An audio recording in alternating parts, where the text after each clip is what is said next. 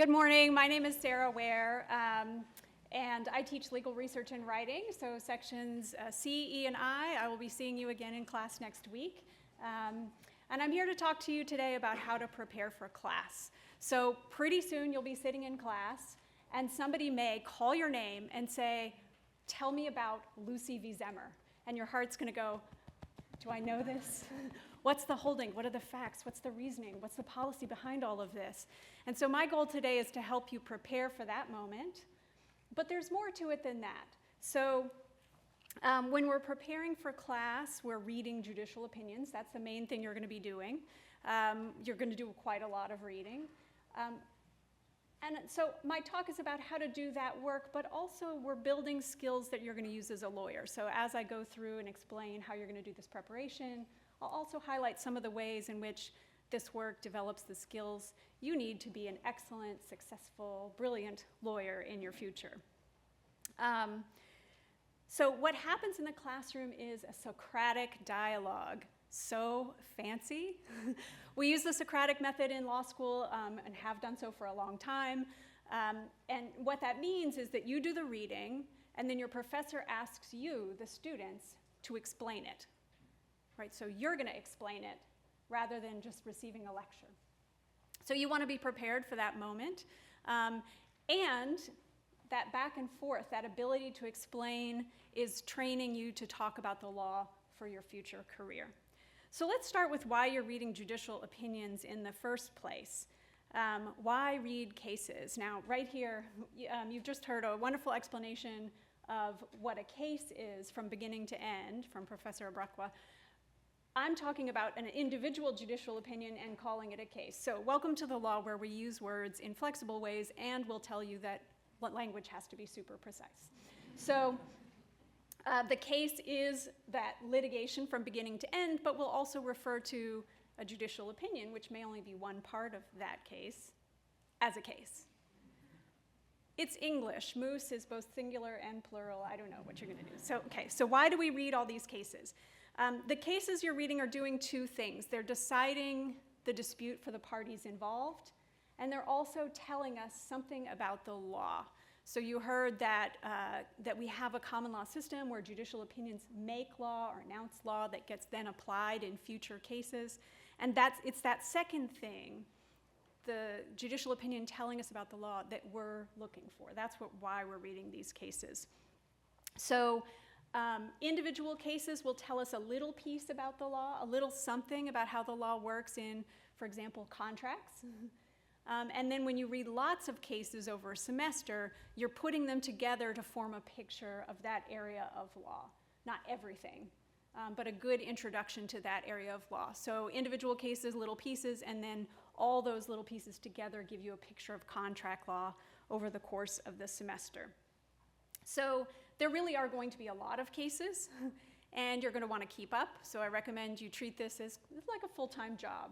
So you've got your classes, but in between and around, so 9 to 6 or whatever works for you, you're going to be working. So treat this as a full-time job. Today I'm going to talk about how to read these cases efficiently, what you're looking for, and how to prepare for class. And we're going to use as our example the case of Lucy v. Zemer, which has been distributed to you. And you're going to see a sample class, like a pretend class this afternoon, so you get a feel for what the Socratic classroom looks like. So I'll warn you that when you start reading cases, the work can feel very slow at first. You've done a fair amount of reading in your academic career this far. You're like, reading, I can do that, I got this. And yet this reading will feel slow. And part of the reason is that you're reading a lot of cases that are quite old, and they're not written in a way that we're familiar with, right? It's a sort of formal language, maybe complicated sentences. They may feel like this. There's a case you may end up reading called Penoyer v. Neff, and it's going to feel like this. And you're going to be like, how am I supposed to even figure out what's going on here? So this is not an actual judicial opinion, although it comes close. This is the Jabberwocky from Through the Looking Glass by Lewis Carroll. But what you're going to want to do is try to make sense of that case for yourself in the real world. Now, even when opinions are written clearly, the work can be slow because they're using a lot of vocabulary you don't know. oh, it's a motion to dismiss, or is it a motion for summary judgment, or what is the deposition? All of these vocabulary words are buried in there, and that too can make reading the opinions slower than what you're used to. You can look up those vocabulary words in something called Black's Law Dictionary, which you can buy or find in the library, or you have access to on Westlaw and Lexis, which you'll have subscriptions to. But also trust that vocabulary will become more familiar over time. So the reading will be very slow at first, and it'll speed up as you go. So Lucy v. Zemer, our example case today, is not quite Jabberwocky, but it does include sentences like this. Depositions were taken and the decree appealed from was entered holding that the complainants had failed to establish their right to specific performance and dismissing their bill. The assignment of error is to this action of the court. Right? So don't get hung up on this. Instead, try to figure out what's going on. Who are Lucy and Zemer? What are they angry about? What's their beef, if you will? What's the dispute in the real world? What do they want? Who won? And critically, why did they win? So what were the court's reasons for why that party won instead of the other party? That's the crux of the case that you're trying to figure out. That's where the court's telling you what the law is and how it works and how it applies to the particular facts of this case. So we're going to come back to that idea in more detail on that in a moment. You want to do this reading efficiently, so step one is going to be to figure out why you're reading this particular case. So figure out the context of the case. So Lucy v. Zemer is a contracts case, so you're going to learn about contracts law from it. But what exactly about contracts law will you be learning? One possibility is that you'll find out by looking at your syllabus. This is ideal because your professor has told you on the syllabus what the case is about, why you're reading it. And the idea, just to go back to this, is over the semester you're creating a jigsaw puzzle of cases that will form a picture of contracts law. And so you're trying to figure out, is Lucy v. Zemer a piece of purple that goes up here in this part of the puzzle, or does it go over here with this red patch in the puzzle, right? So you're trying to figure out where it fits. The syllabus can help. When I was in contract class some years ago, my professor's syllabus just had a page range to read. So it didn't tell me what the case was for.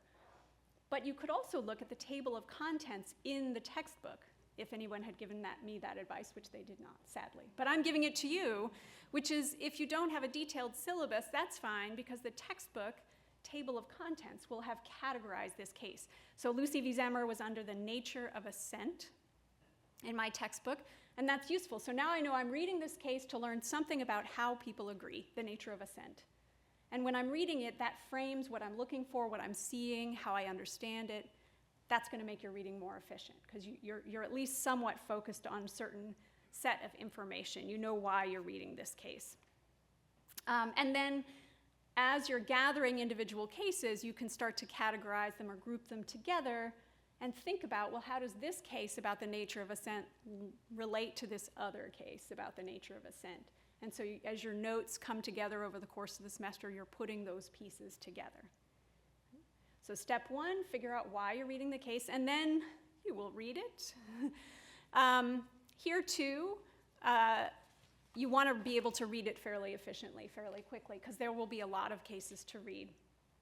And so I want to tell you a little about how judicial opinions tend to be organized. They're not all organized exactly this way, but these chunks are often there, and if you are sort of paying attention to what the court is doing at any given moment in the opinion, you'll have a better chance of kind of moving quickly through the parts that you need to move quickly through and focusing on the parts where you need to focus. So often a judicial opinion or a case will start with an introduction that just tells you what the issues are, who the parties are, maybe a little bit of what we call the procedural posture, how the case got to this stage in the litigation. And so that's helpful as just a frame up of what's going on in the case. Then the opinion may give you a detailed summary of the facts. Who did what to whom, what happened, the dates, the contracts, the whatever it is. And this is a section you may want to skim at first. And the reason is until you get to the later section of the opinion, you can't be sure which of those facts is important. Sometimes courts go into a lot of detail, and then it turns out the whole case hinges on one fact. And so you can kind of skim through this to get a feel for what the case is about, to make sense of it, but you're not necessarily focusing on every little detail just yet. You may come back and look at the summary of facts after you're done. What you want to move to is the nitty-gritty of where the court starts to get into what the law is for whatever issue it's resolving. So there's some sort of question it has to resolve in order to make an order in the case, and you want to get to that point where they're saying, here's how the law works, here's what that means for these facts. That's the critical moment, the discussion of the first issue. So it will have some discussion of the relevant law to resolve the issue, some application of that law to the facts of the case, and some sort of conclusion. Now, some of these judicial opinions have more than one issue, so it may repeat that process. And that's another thing you'll have to kind of identify. Have I moved on to another issue?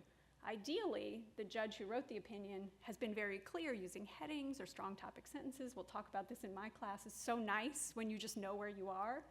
But that doesn't always happen. So you may have to do some of the work to figure out, oh wait, what issue are they discussing here? They've moved on to something else over there.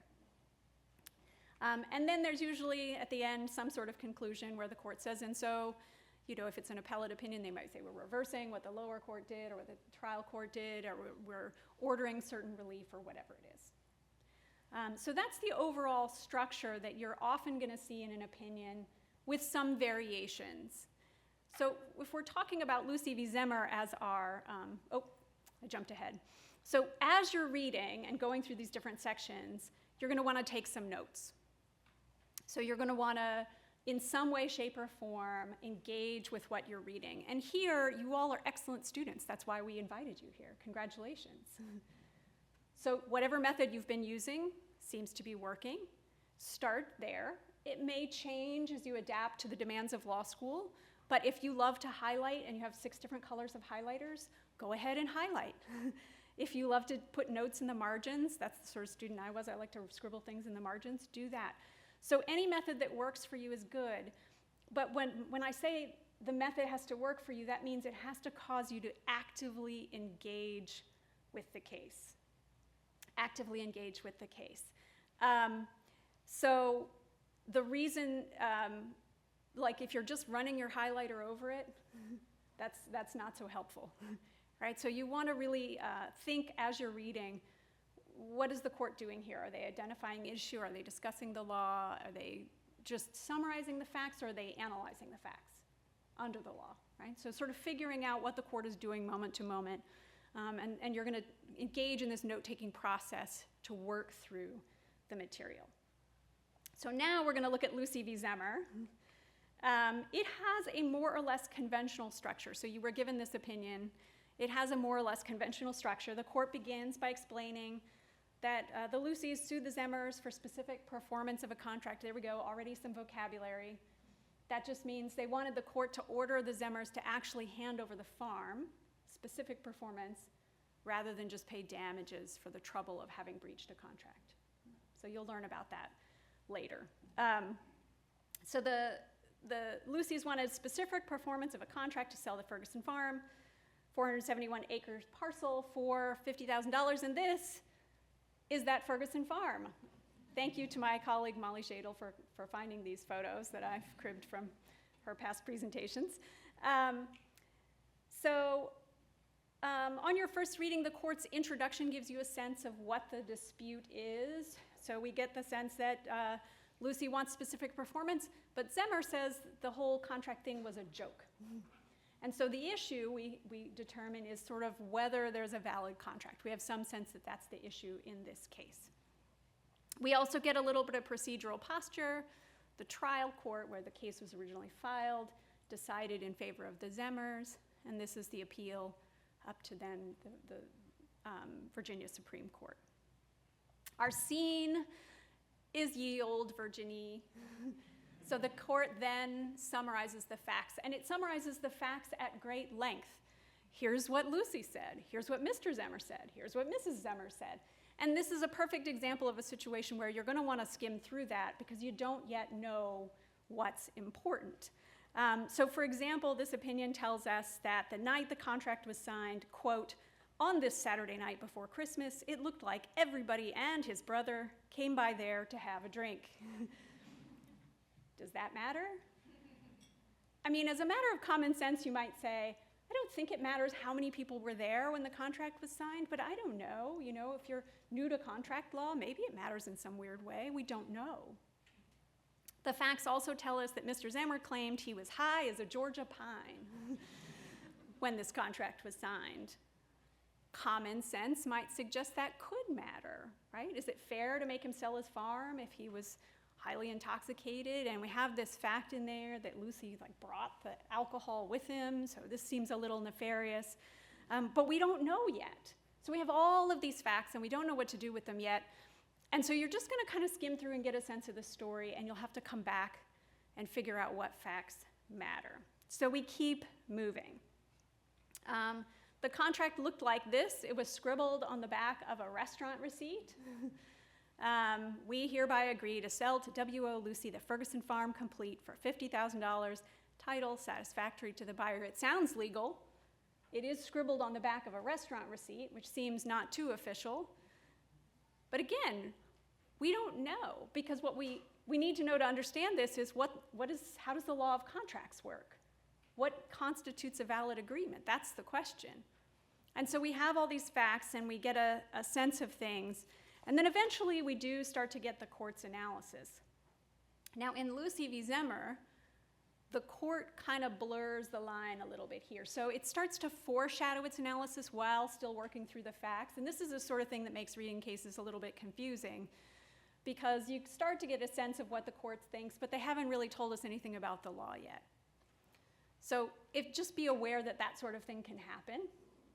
But eventually, the court starts saying things like, in the field of contracts, as generally elsewhere, we must look to the outward expression of a person as manifesting his intention rather than to his secret and unexpressed intention.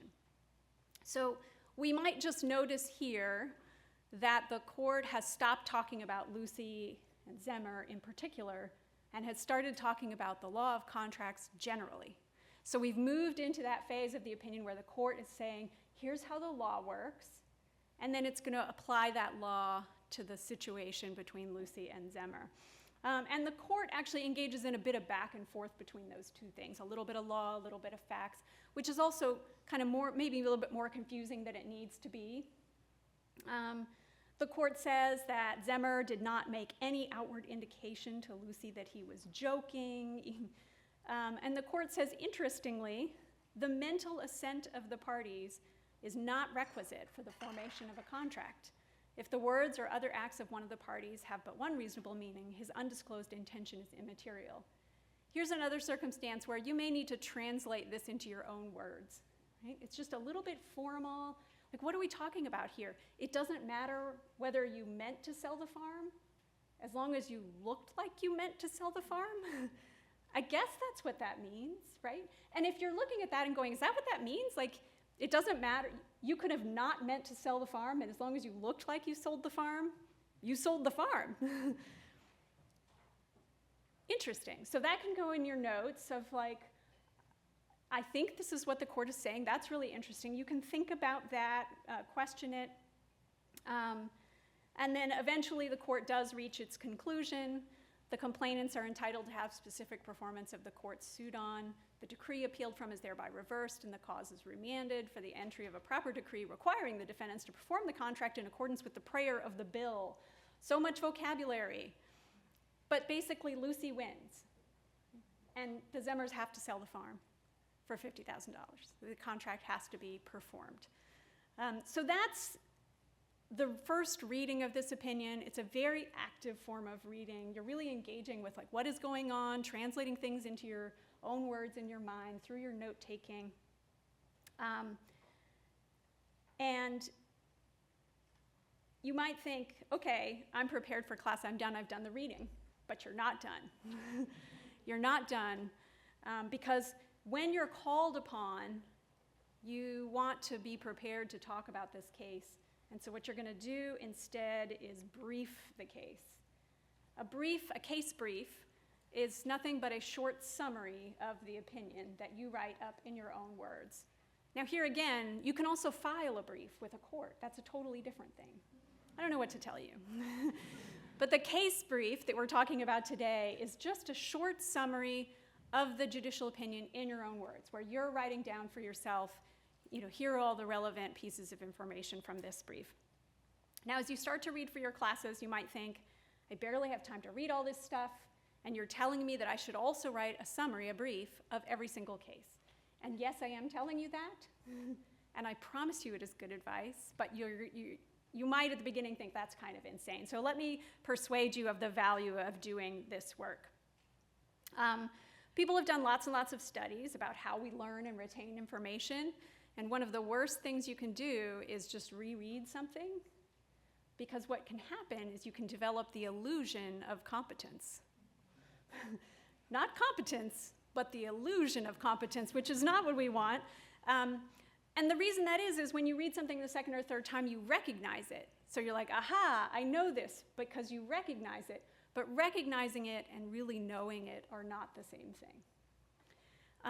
The same is true, I'm so sorry, very low on this list of ways to learn is highlighting.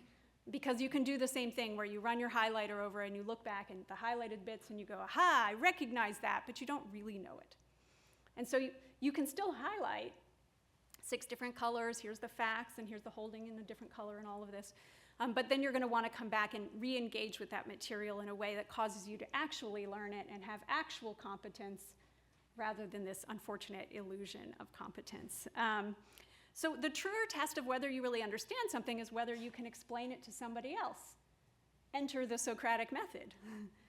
Your first chance to explain it to somebody else is this case brief. So you can think of it as you writing down your explanation of the case as if you were going to explain it to someone else.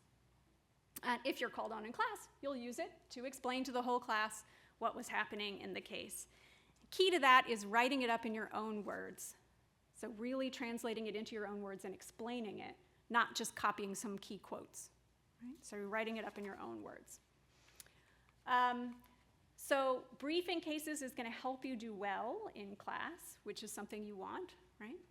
But I'll digress here for just a moment to say, let's say you're called on, you brief the case, and it seems like you're not getting it right. The professor keeps asking you all these questions, and you start to panic, and you think, I'm not doing well, I must not be getting it right. Not necessarily. So the professor may be asking you a bunch more questions because you are doing well, and they feel you are doing well enough that they can challenge you without you falling apart. So there's really no way to tell, based on the professor's questions, whether you're doing well or not. Just you'll be fine. And let's say you actually flub it, and you're like, yep, I flubbed it, everybody knows I flubbed it. It's okay. You're not here because you already know contract law.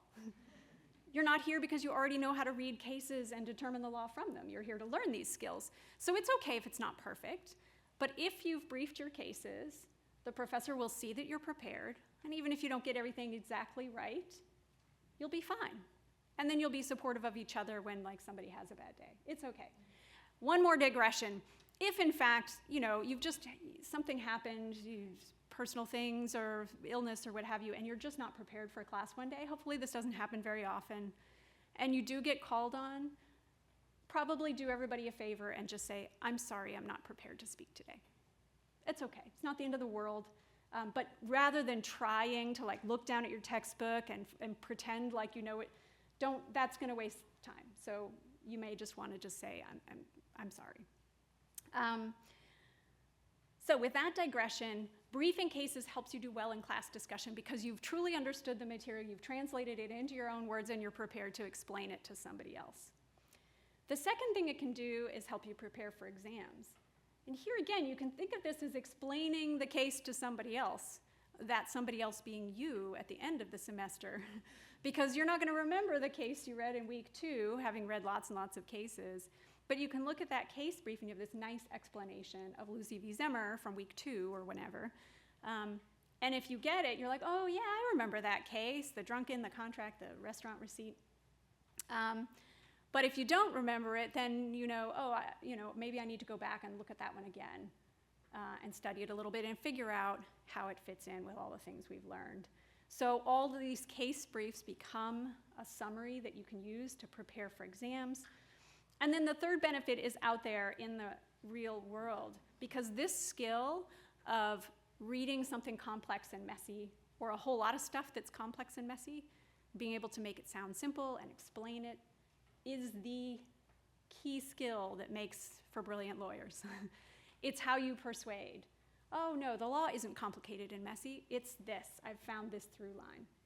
And that's what you're practicing, is the ability to talk, to write about the law, even when it's complex and messy, and make it seem like it makes sense, that it's clear, and so on. So it's a really valuable skill that you're developing. Now, you may discover that there are ready-made case briefs out there. That there might be a hornbook, like summary of cases in a book, or a former student's outline seems to be available, or Westlaw or Lexis has case summaries for you, or these days a generative AI system is prepared to summarize the case for you, and you may be tempted to use those.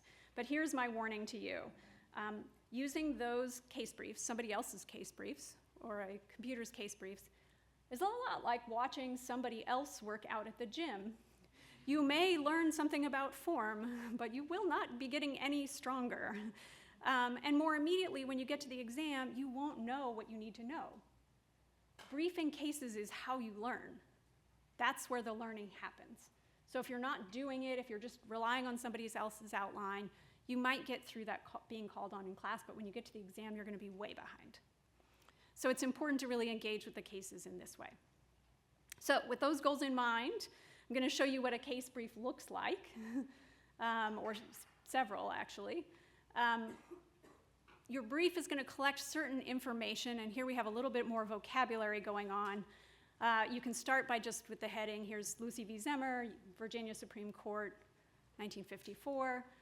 And then you're collecting the relevant facts. Not all the facts, just the relevant ones. Here again, you probably can't figure that out until after you've read the whole case, like which facts turned out to be relevant. You might note the procedural posture, just how the litigation got to this stage, where we are. It's good practice for getting that vocabulary down. You're going to want to frame the issue. So this is really valuable to do in your own words. What is the legal question the court is trying to answer? What is the question the court is trying to answer? And then we have this thing called the holding, which is the answer to that question. Now, you may be familiar with holding hands or holding a grudge, but in law, we have this thing called a holding. And once again, we don't all agree about exactly what that means. For some, the holding of a case is the point of law or principle of law that we could pull out and apply to future cases.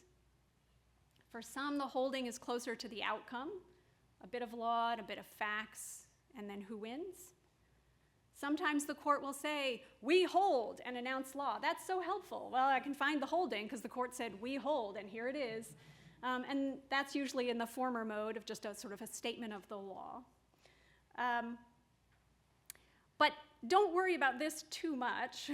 What you really want is just to capture some sense of why one party won and not the other.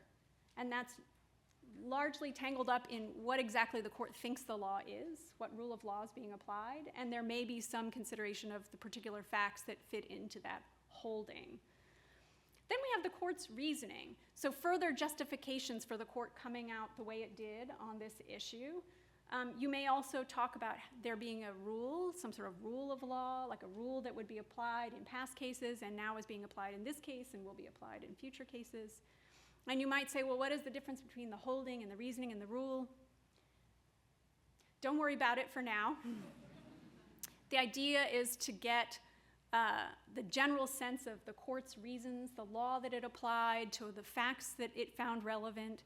And if you've got that, over time, you'll get a sense for how these words tend to be used. So don't get too stuck on that for now. In fact, if you look at legal writing textbooks or legal school textbooks, they'll suggest a variety of ways to brief a case. One book called The Lawyer's Craft said you should have the facts, including the procedural facts, the issues, the law, the holdings, and the reasoning. So you might say, okay, so law is different than holdings, is different than reasoning. And another book would say you should have the facts, the issues, the holdings, the legal rule and reasoning, and then policy and evaluation. The idea is that this brief is for you. No one else needs to see it. It's there for you to record these important general categories so that you're prepared in class, so that you're learning about the law, and so that you do well in your exam and become brilliant lawyers. So policy could be something like, well, if we let people come around afterwards and say, I didn't mean to sign the contract, then no contracts will be valid, because anybody who doesn't like what's happening will just say, well, I didn't mean it. So that would be a policy argument that the court might take note of. Evaluation might just be your own notes on, like, this is crazy, or like, oh, this makes total sense, right? Whatever is happening in the case. When I was a student, I tended to keep my briefs short. So I had my heading with the case name, the court, and the date. And I put the procedural posture in with the facts. I just had that all in one chunk. And then the issue and the holding, sometimes I'd have a well-framed issue and then just yes or no. And so they kind of wound up together because they're kind of flip sides of the same coin. And other times they felt more distinct, like there was a broad issue and a specific holding. So my form varied a little bit, and that's okay. That can work for you too. I lumped a lot of stuff into that reasoning category, all the sort of law and reasons the court gave, policy things. And then I would take notes in class, which we'll come back to for a second. So here's what a brief for Lucy v. Zemer might look like. You already have one. So you got one in the email that was kind of a long version, and I wanted to show you a shorter version just to give you a sense of the variations that could work for you. So it doesn't have to fit a certain style or certain length. So it might look something like this. For me, I liked to put the page number in the textbook where the case appeared, because that way if I needed to look it up again, it was right there. So I have some facts, and you can see it's a lot shorter than the judicial opinion, so I've condensed this down a little bit.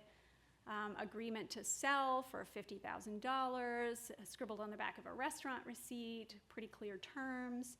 And then Zemer argues that the agreement was a joke made when intoxicated, but Lucy says it was all serious. The next day, he arranged money with his brother and hired a lawyer to verify the title, and so on. And then I've got my procedure. Lucy sued for specific performance. The trial court held that Lucy doesn't get that, and this court reverses. Right? So a quick summary of the case, so if I'm called on in class, I can talk about it. And when I'm preparing for exams, this will remind me what this case was about. And then I have the issue, is the written contract valid if Zemer lacked intent to sell the farm, but acted as if he would sell the farm? And just want to contrast this with the one that was distributed, the brief that I think you got by email. Does Zemer have to hand over the farm if he thought the deal was a joke, but acted as if it wasn't? It's similar, and I want you to notice how informal this can be. This is for you, right? So you're just translating into your own words, like what is happening in this case, so that you really understand it. And then we want to identify the holding. What was the outcome, or what is the point of law? Yes, the contract is valid. The intent is determined by words and acts, so that's some assertion of law, not hidden intent. Zemer signed the contract. Right, so Zemer signed the contract could be in the reasoning as well. It doesn't matter a whole lot where you put these things, but you're trying to capture the essence.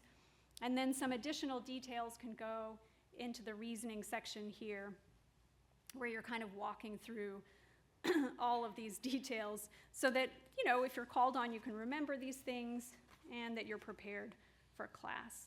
Now, as you're reading and briefing, you're also remembering, hey, this was about the nature of assent. How do people agree? And that helps you focus and find the right stuff. My brief should tell me something about how people agree. They agree by words and acts, not hidden intent. So that context can help you frame up what this case is about, what you're supposed to be focused on. Your class discussion will cover a lot more than this, right? You may really get into the policy, or why does it work this way? Is this a good way for things to work? You'll have some very, very interesting discussions about all of this. But the brief is just supposed to capture the essence of this case. What is it about? What does it tell us about the law? Why did it come out the way it did? So step 4 is going to be to annotate your brief. So once you get to class, you can then take notes to fix things you didn't get quite right, or add comments that your professor, things you hadn't thought of that your professor brings to your attention, because they are an expert. So you will not have caught everything, right? Otherwise, why would you be here? Right? So they're going to tell you interesting things about this case, cause you to see it maybe in a way that you hadn't, and you'll take notes on all of that. You're going to listen, if you're not called on, listen to your classmates. Listen to that back and forth. Think about what the professor's drawing out about this case, right? Think about how your classmate read it differently than you did. That's interesting. So continuing with that theme of like really engaging with this material. Take thoughtful notes, not just dictating everything, writing down everything the professor says, but really thinking about what this case means. What does it tell us about the nature of assent, about how parties agree? You can ask questions in class, or you might just write down some to figure out later. Like, when I briefed this case, I'm not sure I knew whether the drunkenness was important or not. It seemed like the court went on about it quite a lot. And then when the court actually rendered the opinion, it wasn't clear that it really mattered. So maybe you would write that down. If like in class, it didn't seem like this mattered at all. I just want to, did it? You can ask a classmate, did you think the drunkenness mattered? I don't know. We never ended up talking about it. I thought it was a big deal. And if you're still not sure, you can go ask your professor. So you can write down those questions, really still thinking about what this case tells us about the law. Okay, so you're going to figure out why you're reading the case, determine its context. Keep that in mind as you read. You're going to read and take notes. You're going to brief the case, so make a little summary after you've read it of the key ideas. In class, you're going to listen and annotate that brief. And all of those case briefs over the weeks of the semester and those notes from class are going to start to become the basis of an outline of the subject of the class, so an outline of contracts. And this is something that you'll hear about. Oh, have you started outlining yet? Don't let that get into your head. Outlining is the shorthand term in law school for preparing for exams. And the reason that's the shorthand is that people tend to prepare for exams by creating some sort of outline of everything they've learned. But it doesn't have to be an outline. The goal is to have, at the end of the semester, a pretty concise map of the principles you've gathered from across all the cases. So I've got 5 cases about the nature of assent. I've got 6 over here about certain types of remedies. The outline process is where you take all these notes and sort of organize them and pull them together, compare them to each other. Well, in this case, the court refused to consider the intent of the parties. Like, they didn't care what Zemer was thinking. But in this other case about a Harrier jet, the court did seem, you'll learn about it. The court did seem to care about sort of intent. Why? What's the difference? And you're going to kind of pull it together to understand contracts law. The form, even though everybody will call it, are you outlining? Have you started outlining for exams? Don't let this drive you crazy. The form can be anything you want, an outline, traditional, a flow chart. But the idea is that you're building up these case briefs, and then later in the semester, you'll start the process of pulling them together.